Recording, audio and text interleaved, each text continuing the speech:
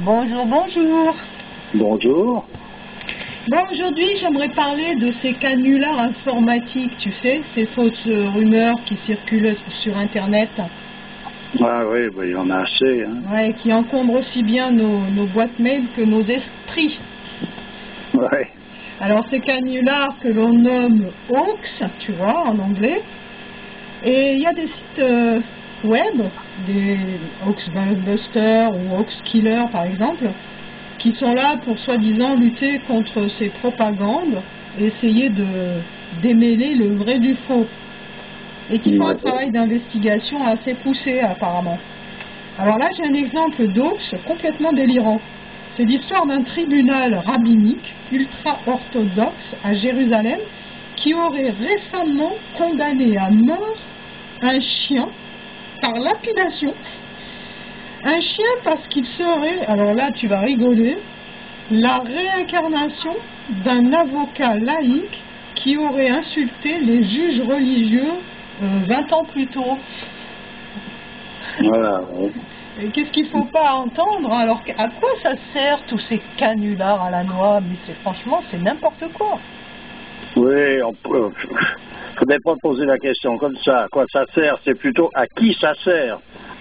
Bon, là, en l'occurrence, c'est comme d'hab, c'est-à-dire qu'il s'agit systématiquement de discréditer une religion ou une autre, peu importe pourvu que la religion tombe, pour laisser place à tout un autre mouvement. Oui, mais là, c'est sur la religion, mais des fois, c'est des trucs complètement invraisemblables. Moi, j'avais reçu une fois un truc, mais encore plus délirant, comme quoi si tu avec des enveloppes, si tu sais, avec ta langue, là, si tu passes ta langue pour fermer tes enveloppes, la colle, il y aurait des espèces de verres qui pousseraient dans ta langue, en fait, des trucs de fou.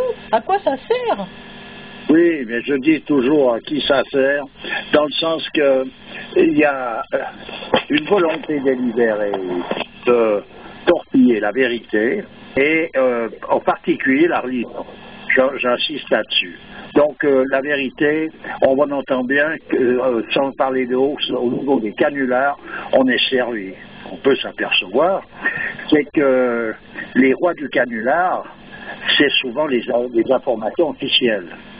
Concernant par exemple le Japon avec la radioactivité, Tchernobyl à l'époque, le sang contaminé, enfin bref, j'en passe et des meilleurs, ça n'arrête pas.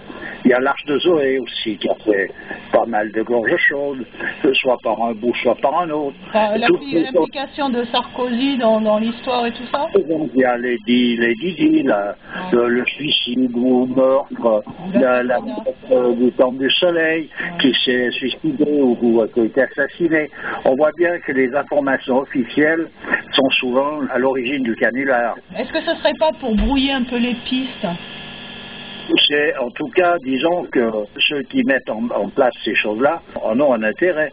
Mais pour en venir à ton histoire de chien, là, on touche la religion, et la religion, c'est ce qui est à abattre actuellement. Et pas actuellement, ça fait un moment que ça dure. Alors, sans parler d'un canular ou d'une information sur le web ou quoi que ce soit, moi, personnellement, j'ai vécu des choses. J'ai fait un voyage en Algérie à une certaine époque, quand je suis parti au Mali, etc. Je me suis arrêté en Algérie. Bon, je vais brièvement raconter ce que j'ai vécu là-bas. J'ai été reçu par un personnage merveilleux qui ne me connaissait pas, mais qui, comme j'étais un étranger, je passe, c'était dans le sud, c'était à Adrar, a voulu me recevoir chez lui, et il a insisté pour que je vienne, j'aille chez lui. Bon, et j'ai été reçu comme un roi par un personnage qui n'avait pas d'argent, qui n'avait rien, et qui était là, mais qui me recevait avec cette hospitalité qui correspond à ce que le prophète avait indiqué à cet égard. D'ailleurs, tout le monde en était plus ou moins là. Les enfants cherchaient à m'attirer dans un coin pour me faire lutter. Ça prenait une allure de conspiration. Je ne savais pas pourquoi. Je l'ai appris par la suite. Donc, ce personnage chez qui je suis allé m'a reçu pendant à peu près une semaine. J'ai été reçu par deux femmes noires qui étaient des servantes là, chez lui. Ces dames qui étaient là en train de s'occuper d'être les servantes ne gagnaient rien du tout, parce qu'il n'avait pas d'argent, ce monsieur. Et il a cherché à leur donner du travail ailleurs, chez d'autres gens qui les auraient payés. Elles lui en ont voulu parce qu'elle disait tu veux nous mettre à la porte alors qu'elles étaient bien chez lui à ne rien gagner. Bon, ça c'est pour situer un peu le personnage. Moi, à un moment donné, j'ai rencontré d'autres gens dans cette ville d'Adrar. Et j'ai rencontré un bonhomme qui un coup qui m'a pris à part et m'a dit tu habites chez tel et tel? Je dis oui. Il m'a dit oui, il est très chaleureux. C'est un homme de tradition, de religion, qui est pratiquant. Il agit comme il se doit dans l'islam. Et il me dit il y a des choses que tu ignores par contre. Il m'a dit ce que tu ignores, c'est que quand tu partiras de chez lui, eh bien lui, on viendra l'arrêter. Je lui dis l'arrêter? Il dit oui, parce qu'il t'a reçu. Et on n'a pas le droit de recevoir un étranger. Oui, je me souviens de cette histoire, tu nous l'avais déjà racontée. Ben oui, mais je veux dire, attention, qu'est-ce que c'est que cette volonté qui fait que les personnages, eux, ils vivent selon leur tradition, où cette loi d'hospitalité est quelque chose de primordial dans la pratique. Ça fait partie de la pratique dans l'islam. On est bien d'accord, et que les autorités, c'est-à-dire la législation, tout va à l'encontre de ça, manu militari. C'est pas une volonté délibérée de nuire à la religion, ça? Oui, et puis aux vraies valeurs qui sont prônées dans les religions. On est bien d'accord. Donc, ça veut dire que les autorités prétendument compétentes sont donc des mouvements antireligieux. Ben oui. Et les sectes antireligieuses. On est bien d'accord, puisqu'on parle de sectes aussi dans ces mouvements-là, et on nous a rabâché les oreilles avec une multitude de sectes aussi, dans les informations qui sont des canulars. N'est-ce pas? Pour moi, voilà où sont les canulars. C'est que les sectes sont où? Tu veux dire que le journal télévisé, c'est une accumulation de canulars? Pratiquement, oui. On nous rabâche les oreilles avec des choses qui ne sont pas fausses, mais qui n'ont pas la même portée. On nous fait un ramdam autour de quelqu'un qui a disparu, il y en disparaît des milliers tous les jours, mais tout d'un coup quelqu'un nous met un ramdam, ça tient la une des journaux, la une de la télévision, ça concentre les esprits là-dessus. Ce n'est pas que le personnage qui a disparu est à rejeter, c'est tout simplement on t'attire le regard là, mais pendant ce temps on est en train de trimballer dans une histoire qui n'en finit plus, où tu vas y laisser toutes les plumes que tu veux ou que tu ne voudrais pas.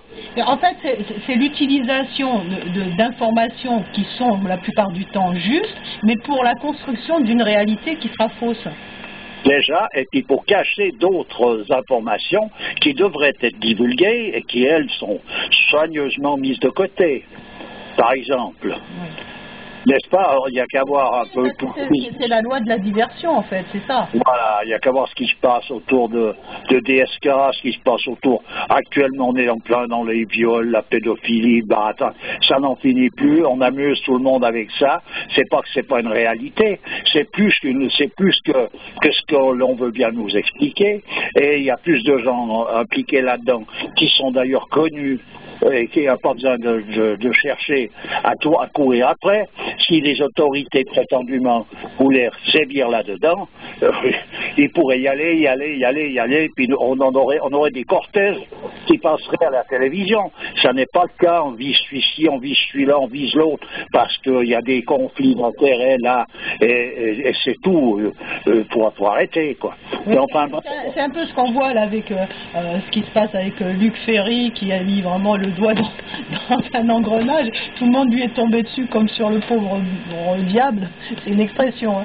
Et en fait, quand il a balancé sur l'implication éventuelle d'un ministre, je crois, pour une histoire de pédophilie au Maroc, et en fait, il en a trop dit et pas assez en même temps, mais il est dans une sorte de dingue maintenant, mais en même temps, c'est juste une réalité dont il a parlé, tu vois, et ils font tout un montage autour pour noyer le poisson, en fait.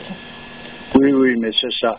Donc, je veux dire, on nous amuse avec des différents événements qu'on met en avant, on amuse la galerie. Ça donne une allure de mise à jour, de vérité qui se dévoile, etc.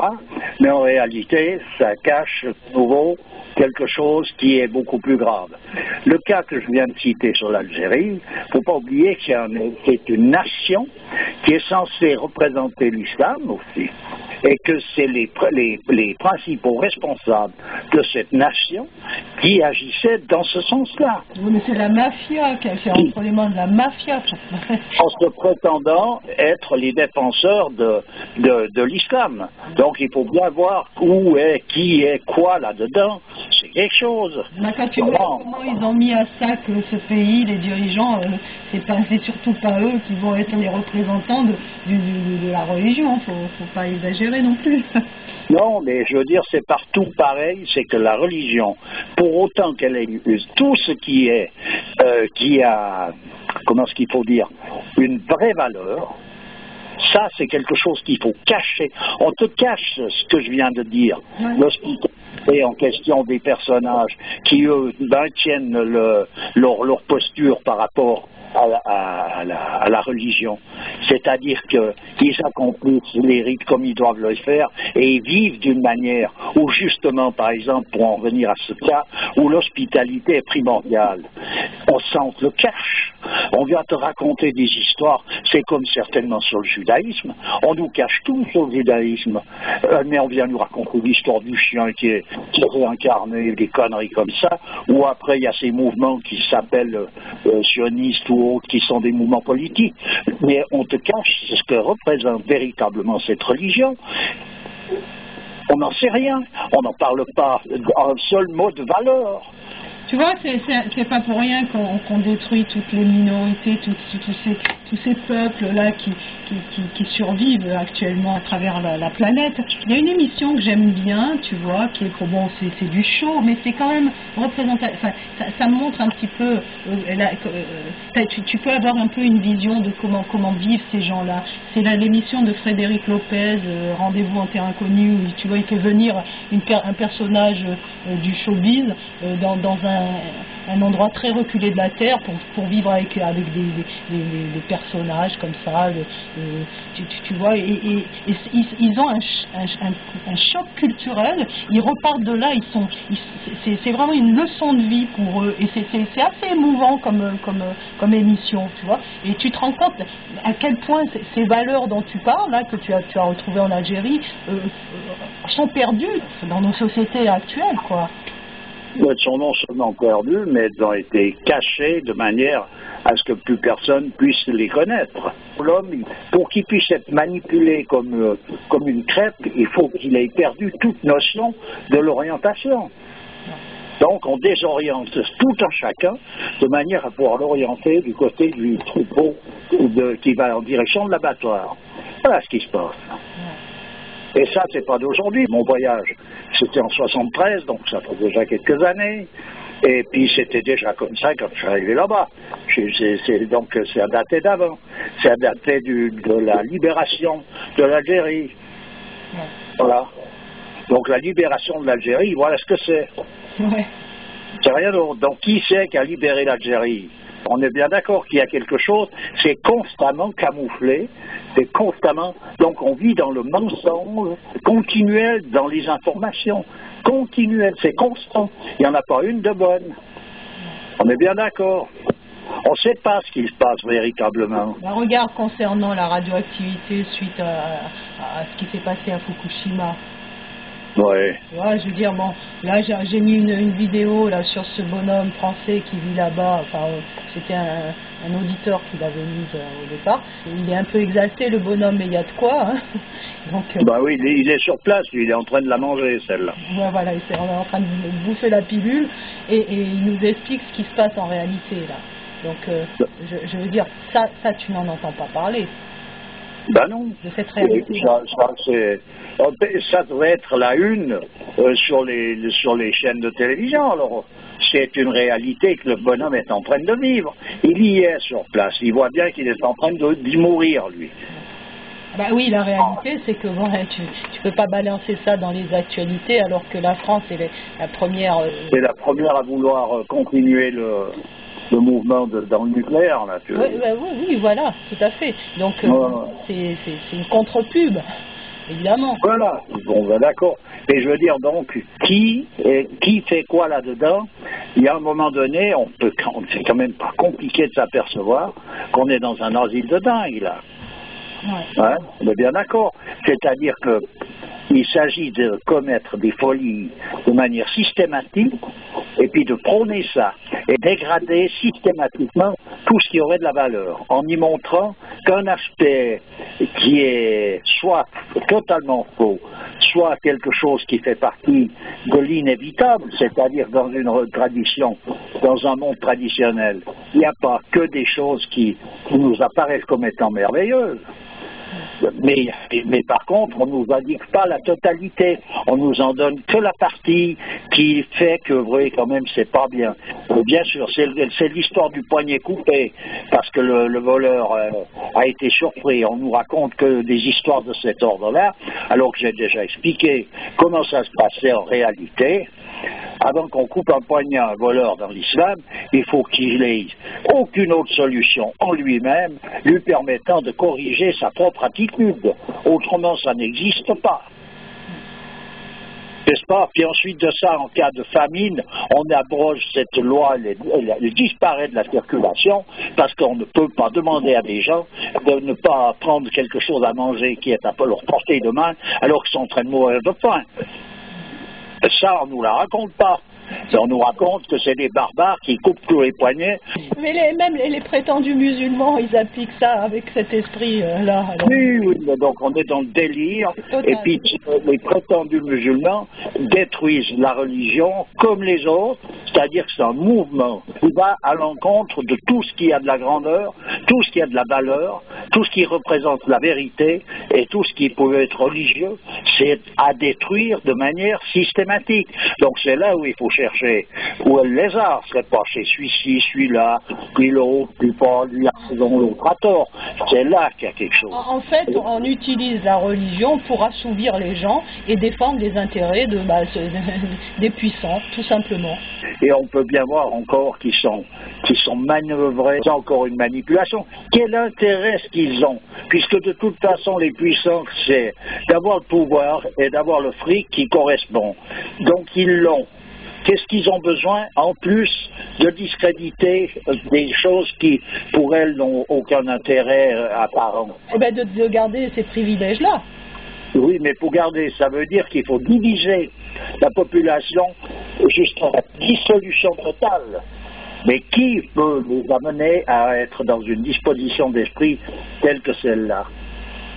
Ou bien là, on rentre dans le mouvement des vraies sectes, et ces sectes-là, on ne les met pas sur le pilori. Ces sectes, elles peuvent vaquer à leurs occupations, elles ne risquent rien, elles n'ont aucun problème avec les autorités.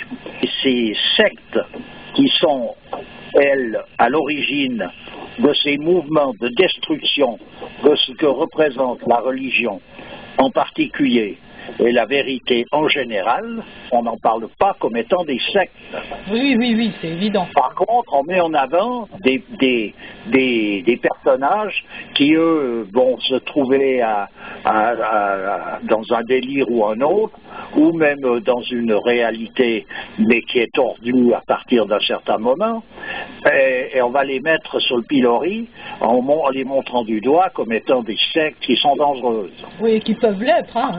Oui, mais oui, c'est possible. À un niveau beaucoup plus infime, on pourrait dire. D'ailleurs, infime ou pas, qu'elle soit dangereuse ou non, c'est possible. Mais j'entends, celles qu'on montre du doigt en général, elles le sont rarement, ou très peu.